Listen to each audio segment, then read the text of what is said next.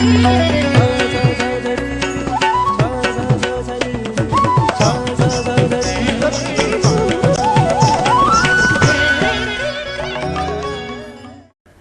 दर्शकों, ज्योतिष ज्ञान के इस नए एपिसोड में आपका बहुत बहुत स्वागत है। दर्शकों, आजकल मंदी के दौर में नौकरी पाना और किसी को नौकरी पर रखना एक बहुत ही गंभीर विषय बन गया है। तो दर्शकों, इसी विषय पर हमें और जानकारी देंगे हमारे साथ स्टूडियो में उपस्थित विश्वविख्यात ज्योतिषाचार्य पंडित वी.के. शास्त्री जी। शास्त्री जी, आपका बहुत बहुत स्वागत है हमारे स्टूडियो में। सबसे पहले शास्त्री जी ये बताइए कि अगर कोई वर्कर, कोई एम्प्लॉयर किसी को नौकरी पर रखते हैं तो उन्हें किन किन बातों का ध्यान रखना चाहिए? अगर आप कंपनी मालिक हैं और आपके यहाँ कर्मचारी आप रख रहे हैं तो सबसे पहले तो आप उस कर्मचारी को अगर सीनियर लेवल पे रख रहे हैं तो उसकी कुंडली किसी भी एस्ट्रोलॉजर से चेक करवा सकते हैं जी। उस कर्मचारी का तत्व है वो कौन सा तत्व है, राशि स्वामी, और उसका आपका मेल है या नहीं है। उसके बाद जब आपके यहाँ वो नौकरी ज्वाइन कर रहा है उस समय का लगन चर है, स्थिर है, द्वि स्वभाव है, कैसी लगन में वो नौकरी ज्वाइन कर रहा है। तो आपको ये देखना है कि जो भी वर्कर आपके यहाँ काम करने के लिए आ रहा है उसके 9वें घर की पोजीशन क्या है, भाग्य स्थान की पोजीशन क्या है। अगर 9वां घर और 5वां घर उसका ठीक है और साथ में 10वां घर ठीक है तो वो निश्चित रूप से स्थिर रह के आपको और नए नए अपने अनुभव से, अपने टैलेंट से, अपनी काबिलियत से, अपने भाग्य से आपकी कंपनी को 4 चांद लगा देगा। 5वां घर होता है टैलेंट का जी। जिस आदमी का पंचम बली होता है वो आदमी अपने कार्य क्षेत्र में बहुत फेम भी पाता है और उस काम में डेप्थ तक चला जाता है, गहराई तक उतर जाता है। पंचम जिस आप कर्मचारी का बली है वो अपने मालिक को अंत समय तक पूर्ण रूप से जी जान लगा करके किसी भी क्षेत्र में विजय दिलाने के लिए कोशिश करेगा जी। दूसरा, उसका भाग्यशाली होना जरूरी है। तो 9वां घर होता है किसी भी व्यक्ति के भाग्य का। तो जो आदमी आपके साथ जुड़ रहा है उसके भाग्य स्थान की स्थिति क्या है, क्या उसके आने के बाद आपकी कंपनी तरक्की करेगी, क्या आपके रुके हुए काम है वो बनेंगे, क्या जो नए नए ऑर्डर और मिलेंगे आपको। ये जो कंपनी के मालिक और कंपनी का नाम और कंपनी के जो सीनियर कर्मचारी हैं इन सब के भाग्य से कंपनी चलती है। उदाहरण के तौर पे आपका मार्केटिंग का आदमी है, वो कहीं ऑर्डर लेने गया तो सबसे पहले उस आदमी का भाग्य है, यानी उस दिन उस आदमी के भाग्य के हिसाब से तो उसको ऑर्डर मिलेगा, कंपनी के नाम से तो मिलेगा ही मिलेगा, साथ में उसके भी भाग्य की स्थिति बहुत महत्वपूर्ण है कि वो जहां जाए वहां उसको प्यार मिले, उसे यश मिले और उसे काम मिले। तो एक 9वां स्थान, एक 5वां स्थान, एक होता है 10वां स्थान।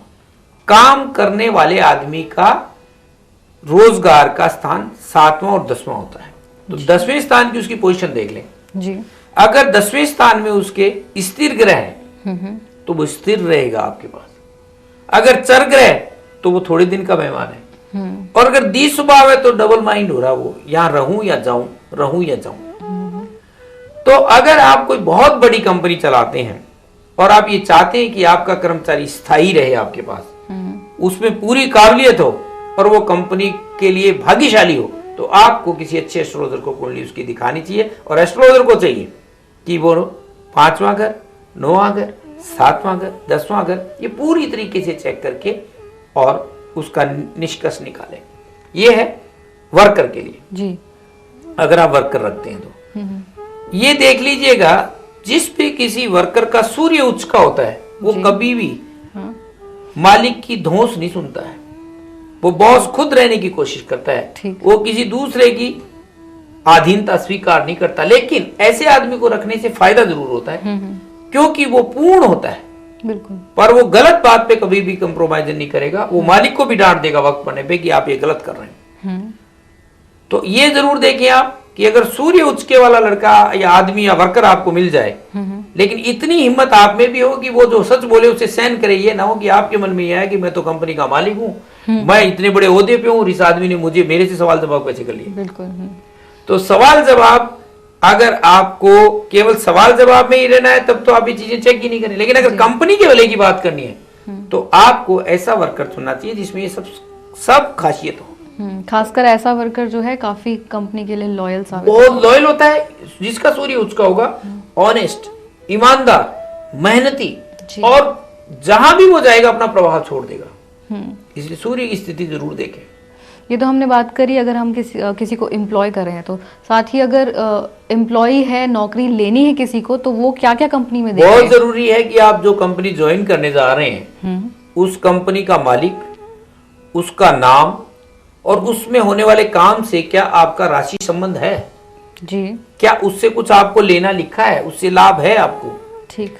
इसके लिए जरूरत यह है कि अगर आपको कंपनी के नाम और कंपनी के मालिक की दोनों की स्थिति का पता चल जाए तो कंपनी के मालिक की तो आपको कुंडली मिल सकती है और कंपनी का आपको सिर्फ नाम मिल सकता है। उसमें बनने वाला होने वाला काम वो लोहे से संबंधित है, पानी से संबंधित है, अग्नि से संबंधित है, जी। आपकी राशि के स्वामी से उसका क्या मेल है जी, है ना, और आपके ज्वाइन करने का तरीका, ये सब चीजें वर्कर को भी देखनी है कि कंपनी आगे चल के कहीं है तो नहीं डूब जाएगी, मेरे को बीच में छोड़ के भाग जाएगी। हाँ ठीक बात। तो कंपनी तरक्की करेगी या नहीं, ये कंपनी के मालिक की कुंडली के साथ साथ कंपनी के नाम पे भी निर्भर होता है। उदाहरण के तौर पे मित्र राशि वाले मालिक और कंपनियों को चुनना चाहिए। आपकी राशि के स्वामी की जिनके साथ, जिन कंपनियों के साथ ग्रह मैत्री है जी, जिस काम के साथ आपके तत्व का मेल है जी, वही, और जिस आदमी के पास आप जा रहे हैं उसके साथ कोई नवम पंचम षडाष्टक योग आपकी राशि से नहीं बन रहा है तो निश्चित रूप से आपको वो कंपनी मालिक लंबी समय तक आपको अपने पास रखेगा और आपके रोजगार को सराहेगा। ठीक। तो आपको ये देखना है कि उसकी राशि से आपकी राशि कौन से स्थान पे है, वो जो कंपनी काम कर रही है, वो जो जिस धातु का काम कर रही है, जिस चीज का काम कर रही है, वो आपके तत्व से कितना मिलता है, ठीक, वो आपकी राशि से कितने उसके साथ ग्रह मैत्री है, और फिर ज्वाइन करने का मुहूर्त। जी, हमेशा स्थिर लगन में नौकरी ज्वाइन करनी चाहिए और पूर्णा तिथि मिल जाए तो और भी बढ़िया है। पंचमी, दसवीं, पूर्णमासी, अगर इन तीनों तिथियों में बृहस्पतिवार का दिन पड़ जाए और उस दिन आप नौकरी ज्वाइन करते हैं जी, तो आपको बहुत अच्छा लाभ मिलता है। अगर चतुर्थी, नवमी और चतुर्दशी हो और शनिवार के दिन आपको ज्वाइनिंग मिल जाए तो आपको मालिक निकालना चाहेगा ही नहीं, और निकालना चाहेगा तो भी आपको कोई उसको इतनी आपकी जरूरत हो जाएगी कि वो कहेगा सर आप यही रहिए जी। और एक होता है कंपनी में बैठने की जगह। आपको जब आपको कंपनी नौकरी के लिए बुलाती है तो जो वो जगह देती है ना आपको, उसकी दिशा जी, उसकी डायरेक्शन प्रॉपर होनी चाहिए कि आप कौन से डिपार्टमेंट में काम करने के लिए वहां गए हैं। तो अलग अलग डिपार्टमेंट के लिए अलग अलग जगह होती है। जी, अकाउंट्स का काम करते हो तो आप कोशिश करें नॉर्थ वाली साइड में बैठे। ठीक, अगर आप मान लीजिए कोई टेक्निकल लाइन में है तो कोशिश करें नॉर्थ या नॉर्थ वेस्ट में भी बैठ सकते हैं। तो इस तरीके से आपको ये देखना है कि आप जहां बैठते हैं ना ऑफिस में, कंपनी में, वो जगह पूरी प्रॉपर आपके अकॉर्डिंग, वास्तु के अकॉर्डिंग होनी चाहिए और उसमें जो कलर है वो भी आपकी राशि से मेल खाता हुआ होना चाहिए। अगर इंटरव्यू के लिए जा रहे हैं तो जैसे आप बताते हैं रंग होते हैं, कुछ वार होते हैं, तो ऐसा कुछ बताइए कि अभी हम बता देते हैं। लकी रहते हैं। अगर आप सोमवार के दिन इंटरव्यू के लिए जा रहे हैं जी, तो आप कोशिश करें दही खा के जाएं, व्हाइट कलर के ड्रेस कपड़े पहन के जाएं और कोई सिल्वर की चीज पहन के साथ जाएं या लेके जाएं, जेब में चांदी की कोई चीज अपने पास लेके जाएं। और अगर आप मंगलवार को इंटरव्यू के लिए जा रहे हैं और आप पुरुष हैं तो लाल रंग के कपड़े पहन के जाएं और 10:30 बजे से 12 बजे के बीच में जाएं और गुड़ खा के घर से निकलें। ठीक। अगर आप पुरुष या महिला कोई भी हैं और बुधवार के दिन इंटरव्यू के लिए जा रहे हैं तो आप कोशिश करें ग्रीन कलर के कपड़े पहन के जाएं। अगर आप और समय भी तय करें, अगर बुधवार को आप जा रहे हैं तो सुबह 6 बजे से 9 बजे तक अपने घर से निकल जाएं। अगर आप बृहस्पतिवार को जा रहे हैं तो आप पीले रंग के कपड़े पहन के जाएं और दोपहर में 11:30 से 12:30 बजे के बीच में समय तय कर सकते हैं। अगर आप शुक्रवार को जा रहे हैं तो कोशिश करें चमकीले कपड़े या आधुनिक कपड़े या परफ्यूम वगैरह लगा करके आप जाएं और आप एकदम सज धज के अपने जाएं, आपको इंटरव्यू में निश्चित रूप से सिलेक्शन भी मिलेगा और कामयाबी भी मिलेगी। तो चमकीले वस्त्र पहन करके, परफ्यूम इत्यादि लगा करके और बिल्कुल सुंदर अपने आप को श्रृंगार करके, चाहे पुरुष है चाहे स्त्री हैं, अगर आप जाएंगे शुक्रवार के दिन तो आपको नौकरी के चांस अधिक हैं। अगर आप शनिवार के दिन जाते हैं तो स्काई ब्लू या पर्पल कलर के कपड़े पहन के जाएं और कोशिश करें कि सौंफ या थोड़ी सी हो सके तो उड़द और दही खा के, उड़द दही नहीं सही, उड़द की दाल ही खा लें, उड़द की दाल खा के आप चले जाएं तो उससे भी आपको लाभ होता है। तो इस प्रकार शनिवार को उड़द खाएं, उड़द की दाल खाएं और रविवार को अगर आप जा रहे हैं तो आप कोशिश करें कि घर से निकलते समय एक तांबे का गडवा लें, उसमें लाल रंग के फूल डालें और वो भरा हुआ गडवा, अगर आपकी पत्नी, आप शादीशुदा हैं तो उसको जब आप निकले तो वो आपकी राइट साइड में रह जाए। अगर वो जाते समय आपको वो पुष्प, फिर जब आप निकलने लगे जो लाल रंग का पुष्प है वो आपको अगर पकड़ा दे तो निश्चित रूप से शगुन शुभ होते हैं। ये भी एक लाभ है और वो फूल जब तक आपके पास रहेगा निश्चित रूप से आपकी नौकरी मजबूत होगी। पंडित जी ये बताइए कि बहुत सारे लोगों की अचानक से ही नौकरी चली जाती है, तो ऐसे कौन से योग होते हैं कुंडली में जिसकी वजह से ये होता है? देखिए, अचानक जो नौकरी जाती है उसके कई कारण रहते हैं। 7वें घर के ऊपर अगर क्रूर ग्रह की दृष्टि आ गई और पाप ग्रह की दृष्टि पड़ गई और लाभ स्थान के ऊपर अनिष्ट ग्रहों का प्रभाव हो गया तो निश्चित रूप से आपके लाभ बंद हो जाते हैं। तो लाभ स्थान पे अगर कोई क्रूर ग्रह की दृष्टि है, कोई पाप ग्रह की दृष्टि हो गई है और सप्तम स्थान पे कोई क्रूर ग्रह की दृष्टि आ गई तो आपकी नौकरी चली जाएगी। ऐसे ही बहुत सारे लोग होते हैं जो कि काफ़ी टैलेंटेड होते हैं लेकिन उस तरह की उन्हें नौकरी नहीं मिल पाती है और पैसे भी उतने नहीं मिल पाते हैं, तो उसके पीछे क्या कारण होते हैं? उसके पीछे 9वां घर भाग्य है। कई लोग हैं जो जिंदगी में पूरी मेहनत करते हैं और लाइफ संघर्ष करते हैं, स्ट्रगल करते हैं, उन्हें ना यश मिलता ना पैसा मिलता। और कुछ लोग हैं थोड़ी सी मेहनत में ही कहां से कहां पहुंच जाते हैं। तो इसके लिए 9वां घर, आपके भाग्य स्थान की स्थिति और आपके लाभ स्थान की स्थिति, ये दोनों देखनी पड़ेगी। और कई लोग बहुत मेहनत करते हैं, कई कम मेहनत करते हैं, तो जो मेहनत और अधिक सुख का जो स्थिति है वो देखी जाती है चौथे घर से। तो अगर किसी का चतुरेश बलवान है और 9वें घर का स्वामी बलवान है, लाभेश बलवान है, तो थोड़ी सी मेहनत से ही वो जिंदगी में राइज कर लेता है। और जिसका चतुरेश कमजोर है, सप्तमेश कमजोर है, नवमेश कमजोर है, तो वो बेचारा जिंदगी भर स्ट्रगल ही करता रहता है और उसे फिर भी लाभ नहीं मिलता जी। तो ये ग्रहों की और नक्षत्रों की माया है सारी। कंपनी में ऊंचा पद पाने के लिए, प्रमोशन के लिए कुछ ऐसे उपाय बता सकते हैं आप जो हर कोई कर पाए? हाँ बिल्कुल, और ये बहुत सटीक उपाय है।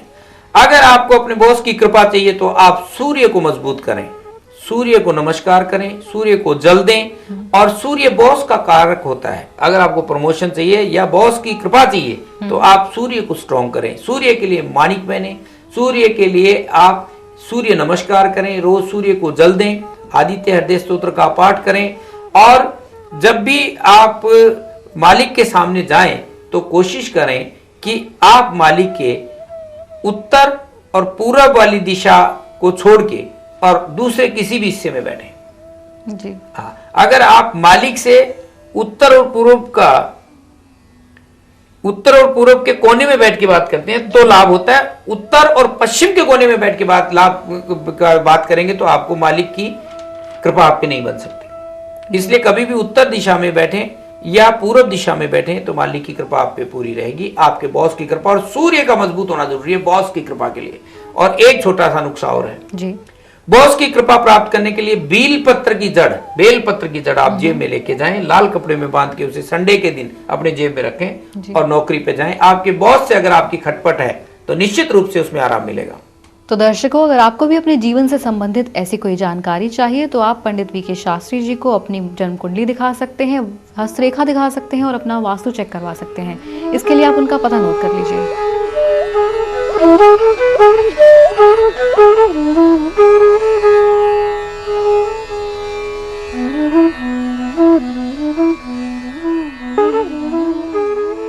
तो दर्शकों, आज हमने बात करी कि कैसे आप अपनी मनपसंद नौकरी पा सकते हैं और कैसे एक एम्प्लॉयर अपना मनपसंद एम्प्लॉय पा सकता है। ऐसे ही कुछ और रोचक जानकारियों के साथ हम अगले एपिसोड में फिर से आपसे मुलाकात करेंगे। अभी हम दोनों को इजाजत दीजिए। नमस्कार। नमस्कार।